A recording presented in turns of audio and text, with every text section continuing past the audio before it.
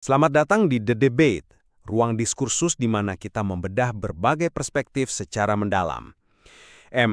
Pernahkah Anda menyadari bahwa kita hidup di masa yang, sungguh paradoksal? Di satu sisi, kita sedang berenang, bahkan mungkin tenggelam ya, di tengah lautan informasi dan teknologi yang tak tertandingi dalam sejarah umat manusia. Namun di sisi lain, kalau kita mau jujur ya, kita sedang menyaksikan krisis keadaban yang sangat nyata di sekitar kita. Krisis yang sangat terasa efeknya setiap hari ya. Betul sekali. Demokrasi kita seringkali merosot menjadi sekedar transaksi pragmatis yang dangkal. Kita semua tahu istilah serangan fajar di musim pemilu kan? Dan kita melihat bagaimana ruang publik kita dipenuhi oleh masyarakat yang begitu mudah tersulut oleh hoax. Jadi hari ini, kita akan membedah sebuah pertanyaan sentral. Dalam menghadapi krisis misinformasi di era digital ini, apakah solusi utamanya terletak pada penguatan literasi membaca tradisional dan turun tangannya kaum intelektual ke masyarakat? Ataukah kita justru harus membongkar sistem algoritmik itu sendiri dan meredefinisi cara kita melihat teknologi melalui kacamata teori kritis? Posisi saya dalam diskursus ini sangat jelas. Saya berdiri pada argumen bahwa fondasi peradaban dan demokrasi yang sehat hanya bisa diselamatkan melalui literasi membaca yang mendalam, revitalisasi institusi seperti perpustakaan, dan tentu saja kehadiran kaum intelektual yang membimbing masyarakat. Dan saya datang dari perspektif yang berbeda. Saya berdiri pada posisi bahwa literasi tradisional semata, seperti membaca buku atau teks panjang, itu sudah tidak lagi cukup. Mengapa? Karena sistem algoritmik telah secara drastis mengubah kognisi atau cara kerja otak manusia dan menciptakan bentuk dominasi sosial yang baru. Jadi, kita mutlak memerlukan pendekatan teori kritis terhadap teknologi dan penguasaan literasi algoritmik, bukan sekedar menyuruh orang membaca lebih banyak buku. Oke, mari kita mulai dari fondasi fundamental mengapa literasi membaca tradisional itu tidak bisa digantikan oleh apapun. Kalau kita bicara soal negara dan demokrasi, kita tidak bisa mengabaikan prasyarat utamanya, yaitu budaya literasi di akar rumput. Muhammad Hatta, salah satu pendiri bangsa kita, pernah memberikan peringatan yang menurut saya sangat relevan sampai hari ini. Beliau bilang, tidak ada demokrasi tanpa keinsafan politik dari masyarakat. Nah, keinsafan atau kesadaran politik ini kan tidak jatuh begitu saja dari langit ya. Ia lahir dari kapasitas seseorang untuk berpikir secara sistemik dan memiliki empati. Dan secara historis, dua hal itu dibentuk melalui kebiasaan membaca mendalam. Ya, saya setuju bahwa tokoh-tokoh historis kita adalah pembaca yang luar biasa. Tapi konteks zamannya sangat berbeda. Memang berbeda, tapi esensi dari pembentukan kognisinya sama. Coba kita lihat Soekarno, yang melahap buku-buku filsafat sejak muda hingga melahirkan gagasan nasionalisme yang solid. Hatta merumuskan konsep koperasi justru dari literatur ekonomi saat beliau di pengasingan, sampai ke tokoh dunia seperti Habibie, Nelson Mandela, Obama, atau Lee Kuan Yew. Mereka mampu membuat keputusan jangka panjang yang visioner, bukan sekedar keputusan reaksioner yang emosional. Kenapa? Karena kedalaman berpikir mereka dilatih oleh lembaran-lembaran buku. Inilah mengapa kita butuh apa yang oleh pemikir Antonio Gramsci disebut sebagai intelektual organik. Tunggu sebentar. Sebelum kita bahas lebih jauh, mungkin kita perlu luruskan dulu agar pendengar kita punya pijakan yang sama. Intelektual organik ala Gramsci ini, wujud konkretnya di era sekarang itu seperti apa? Apakah sekedar dosen atau profesor yang membuat akun media sosial lalu ceramah di sana? Dengan jurnal yang hanya dibaca oleh 10 orang koleganya. Intelektual organik adalah mereka yang turun ke bawah, menyatu dengan masyarakat dan menggunakan pengetahuannya untuk melawan dogma secara aktif. Contoh konkretnya ada banyak, misalnya akademisi seperti Nadir Shah Hossein yang selalu menggemakan prinsip saring sebelum sharing di media sosial, atau Sumanto Al-Qurtubi yang secara berani membongkar narasi-narasi dogmatis. Mereka ini berhadapan langsung dengan hoax di garis depan. Ingat kasus hoax yang menimpa Ma'ruf Amin tentang menjauhkan anak dari Al-Quran? Atau hoax Fahrur Razi yang difitnah mengganti ayat Al-Quran? Kalau kaum intelektual ini tidak memproduksi narasi berbasis literasi yang kuat, masyarakat kita akan habis dimakan kebohongan. Dini, argumentasi Anda sangat historis, dan saya sangat menghormati idealisme di baliknya. Tapi kita harus melihat realitas empiris yang terjadi di lapangan hari ini. Pendekatan literasi tradisional yang Anda banggakan itu, membaca buku, merenung, menganalisis teks, bisa dibilang sudah usang ketika dihadapkan pada arsitektur digital modern. Kita sedang berhadapan dengan sistem yang secara literal mengubah cara otak kita bekerja. Mengubah secara literal. Bukankah manusia sejak dulu selalu beradaptasi dengan teknologi komunikasi?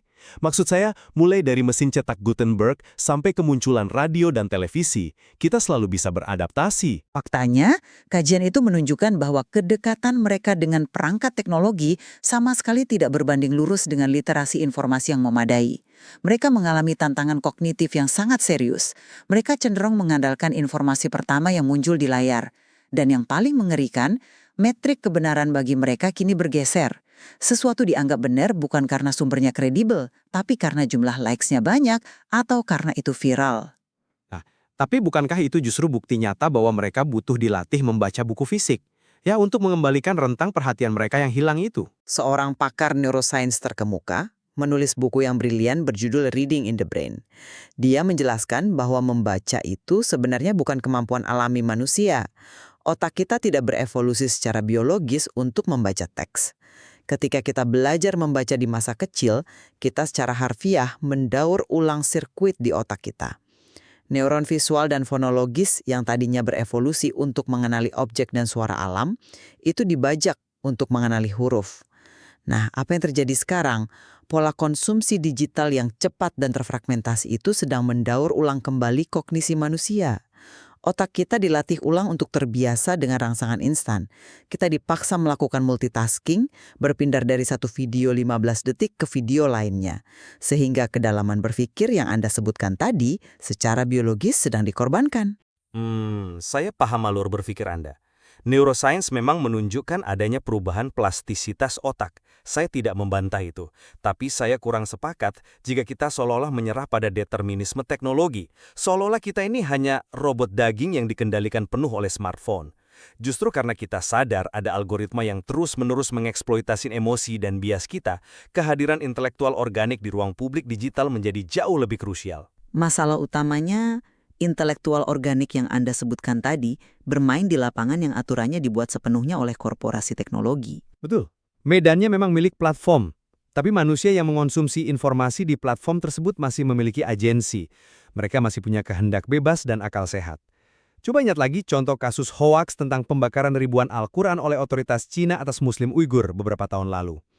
Itu viral luar biasa dan memicu sentimen sara yang sangat berbahaya di masyarakat kita. Padahal, setelah ditelusuri, faktanya itu adalah foto tumpukan Al-Quran yang rusak akibat banjir di Maroko dari sebuah situs berita tahun 2016. Siapa yang membongkar ini? Akademisi, jurnalis independen, dan kaum intelektual yang melakukan pengecekan fakta lalu menyebarkannya kembali di platform yang sama. Kalau para intelektual ini mundur karena takut pada efek neurologis atau algoritma, maka ruang publik kita 100% akan dikuasai oleh demagog dan produsen hoaks. Diskusi dan adu argumen antara dosen dan masyarakat di media sosial itu adalah wujud pendidikan sepanjang hayat yang nyata. Saya menangkap niat baik dari argumen Anda. Tapi sejujurnya asumsi itu mengabaikan semacam hukum fisika dari media sosial itu sendiri. Begini alasannya. Intelektual yang masuk ke media sosial, betapapun mulia niatnya dan betapapun luas pengetahuannya, pada akhirnya akan tunduk pada sistem algoritma yang tidak netral. Kita sering mengira algoritma itu semacam tukang pos yang objektif mengantarkan surat dari titik A ke titik B. Padahal sama sekali bukan. Lalu, menurut Anda, algoritma ini berfungsi sebagai apa kalau bukan sebagai distributor informasi? Algoritma adalah mesin ekstraksi atensi. Kita bisa meminjam kerangka teori kritis dari masa Frankfurt, khususnya pemikiran Horkheimer dan Adorno tentang rasionalitas instrumental. Banyak yang mengira teori dari pertengahan abad 20 ini sudah kuno, padahal konsep mereka persis menggambarkan algoritma TikTok atau platform lainnya hari ini. Sistem ini tidak peduli apakah sebuah konten itu fakta, hoax, mencerahkan, atau menyesatkan. Yang penting adalah alatnya, yaitu algoritma, berhasil mencapai tujuan akhir menahan mata audiens di layar selama mungkin demi mengeruk keuntungan iklan. Karena itu, algoritma akan selalu memprioritaskan konten yang sensasional, emosional, provokatif, dan menghibur. Jadi maksud Anda, klarifikasi dari intelektual secara otomatis akan selalu kalah bersaing? Tepat sekali. Ketika seorang intelektual mencoba menjelaskan nuansa historis yang kompleks tentang suatu konflik geopolitik untuk menangkal hoaks, konten tersebut akan terasa sangat kering secara emosional. Ia akan tenggelam kalah bersaing secara sistemik dengan video berdurasi 30 detik yang dirancang khusus untuk membakar amarah penonton. Dan lebih parah lagi, algoritma menciptakan apa yang kita sebut echo chamber atau ruang gema. Di mana orang hanya mendengar pantulan suaranya sendiri. Betul. Suara intelektual tadi, sebagus apapun argumentasi dan data historisnya, kemungkinan besar hanya akan disalurkan oleh algoritma ke feed pengikutnya sendiri. Orang-orang yang dari awal memang sudah rasional dan suka membaca. Mereka terperangkap di ruang gema itu dan sama sekali tidak menjangkau masyarakat akar rumput yang sedang terhegemoni oleh disinformasi di ruang gema yang lain. Jadi, mempercayakan perlawanan pada individu intelektual dalam sebuah sistem yang sudah direkayasa untuk meredam kedalaman berpikir, menurut saya adalah sebuah kenaifan struktural. Menarik. Kalau Anda begitu pesimis dengan media sosial dan menganggapnya sebagai sistem yang sudah korup dari sananya, maka itu justru semakin memperkuat tesis awal saya. Kita harus kembali merevitalisasi institusi fisik dan menggalakkan literasi membaca secara tatap muka, khususnya melalui institusi seperti perpustakaan. Perpustakaan. Di era kecerdasan buatan dan platform digital yang serba cepat seperti sekarang, Ya, justru di era ini, perpustakaan adalah antitesis sempurna dari echo chamber algoritmik yang Anda keluhkan tadi. Di perpustakaan, informasi tidak diurutkan berdasarkan apa yang paling memicu amarah Anda, melainkan dikurasi berdasarkan metodologi keilmuan. Institusi ini tidak digerakkan oleh motif profit per klik. Tapi, tentu saja, kita tidak bicara tentang perpustakaan sebagai sekedar gudang buku tua yang berdebu. Kita harus mengadopsi strategi inovatif di mana pustakawan bertransformasi. Mereka bukan lagi penjaga buku, tapi mentor literasi. praktek konkretnya seperti apa? Karena bayangan kebanyakan orang tentang pustakawan adalah orang yang menyuruh kita diam saat membaca di ruangan. Kita bisa berkaca pada masa keemasan peradaban Islam klasik. Misalnya di Baitul Hikmah di Baghdad. Di sana, perpustakaan bukan sekedar tempat menyimpan gulungan perkamen. Para cendekiawan dan pustakawannya secara aktif menerjemahkan, membedah teks, dan membimbing pemahaman masyarakat. Nah, pustakawan masa kini harus mengambil peran proaktif semacam itu. Mereka harus mengajarkan audiens cara memilah informasi, membedakan mana opini ahli dan mana asumsi tak berdasar, dan mengevaluasi kredibilitas sebuah jurnal atau buku. Ada satu hal penting lagi. Tindakan membaca mendalam atau deep reading dari literatur fisik yang berkualitas itu melatih satu otot mental yang saat ini mulai atrofi atau menyusut, yaitu kesabaran kognitif. Kesabaran kognitif. Itu sebuah istilah yang sangat menarik. Saat Anda membaca buku 300 halaman, Anda tidak bisa mem-fast forward atau men-swap ke atas saat Anda merasa bosan di bab 2. Anda dipaksa menunda kepuasan instan, mengikuti alur logika penulis, dan membangun empati terhadap karakter atau sejarah yang kompleks. Kualitas-kualitas esensial kemanusiaan ini sedang dikikis habis-habisan oleh era instan. Mengembalikan masyarakat ke perpustakaan adalah cara kita membangun kembali benteng struktur kognitif agar tidak mudah dimanipulasi oleh dunia digital. Itu poin yang solid. Gagasan tentang melatih kesabaran kognitif melalui buku fisik memang sangat masuk akal. Tapi begini, coba kita lihat masalah yang sedang dihadapi generasi Z saat ini dari kacamata yang lebih luas. Akar persoalan mereka bukan semata-mata ketidakmampuan membaca teks panjang. Masalah paling masif yang mereka hadapi adalah krisis etika dan privasi digital. Literasi perpustakaan seringkali hanya berfokus pada sisi teknis dan evaluasi konten tertulis. Tapi, bukankah kemampuan mengevaluasi konten itu kunci utamanya? Evaluasi teks ya. Tapi realitas keseharian Gen Z jauh melampaui teks tertulis. Mereka dengan sangat riang gembira menyerahkan data pribadi, mulai dari lokasi real time, preferensi tontonan, biometrik wajah, hingga informasi sensitif, hanya demi kenyamanan menggunakan sebuah aplikasi yang katanya gratis. Mereka membagikan informasi kehidupan pribadi tanpa filter karena ada dorongan impulsif dari desain user interface atau antarmuka aplikasi tersebut. Belum lagi jutaan anak muda yang terjebak dalam cyberbullying yang difasilitasi oleh anonimitas dan lepasnya norma sosial di dunia maya. Membaca karya sastra klasik yang tebal di perpustakaan tidak serta-merta memberi mereka tameng terhadap praktek data mining atau penambangan data oleh korporasi teknologi. Jadi Anda merasa edukasi perpustakaan tradisional tidak menyentuh ancaman yang sebenarnya? Karena itulah kita sangat membutuhkan apa yang disebut literasi algoritmik dan pendidikan etika digital. Ini bukan sekedar diajari cara membedakan web berita asli dan palsu. Pendidikan ini harus secara eksplisit membongkar jeroan atau cara kerja algoritma. Generasi ini harus sadar penuh bahwa realitas digital yang mereka lihat sehari-hari di layar smartphone mereka itu sedang dimanipulasi, disesuaikan secara khusus untuk mengeksploitasi kerentanan psikologis mereka. Tanpa pemahaman tentang bagaimana data mereka ditambang dan dijual, literasi tradisional akan lumpuh menghadapi arsitektur teknologi pengawasan atau surveillance capitalism ini. Saya sangat mengerti kekhawatiran Anda soal privasi data dan manipulasi di level mikro pengguna. Pemahaman teknis tentang hal itu memang krusial. Tapi, kita tidak boleh kehilangan fokus pada dampak makro dari hilangnya budaya literasi membaca terhadap eksistensi negara kita secara keseluruhan. Kita harus bicara soal nasib demokrasi. Bagaimana Anda menghubungkan secara langsung antara menurunnya minat baca buku di masyarakat dengan nasib demokrasi? Hubungannya sangat sederhana namun mematikan. Absennya budaya literasi yang mendalam telah menciptakan basis pemilih yang sangat pragmatis dan reaktif. Di lapangan, ini bermanifestasi menjadi masyarakat yang martabat politiknya bisa dibeli dengan selembar uang Rp50.000 menjelang hari pencoblosan. Itulah realitas serangan fajar.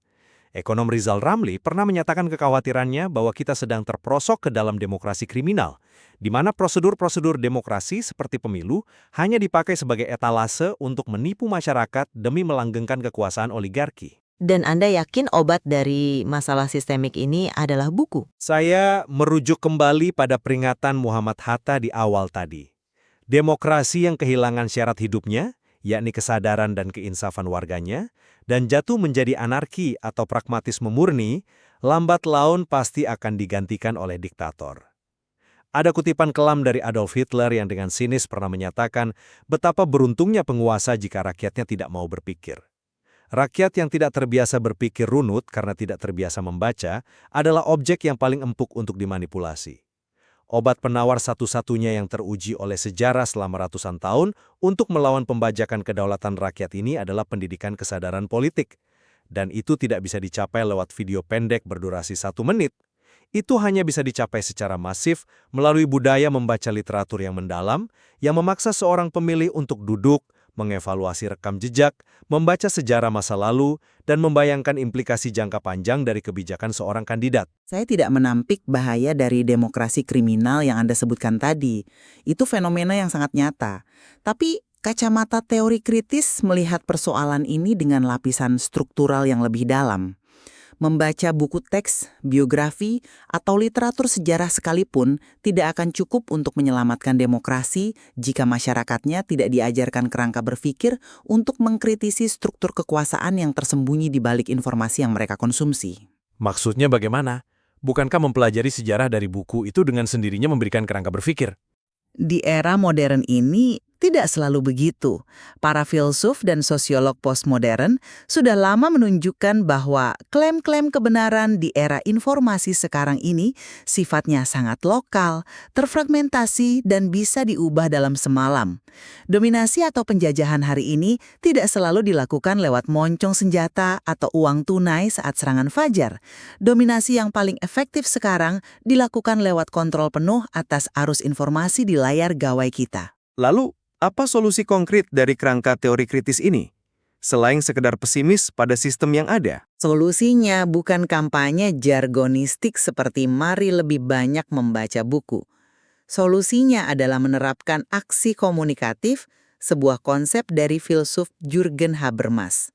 Maksudnya adalah membangun ruang diskursus seperti yang sedang kita lakukan saat ini, di mana argumen rasional diuji secara setara tanpa ada yang mendominasi, baik itu kekuasaan politik maupun kekuasaan algoritma korporat.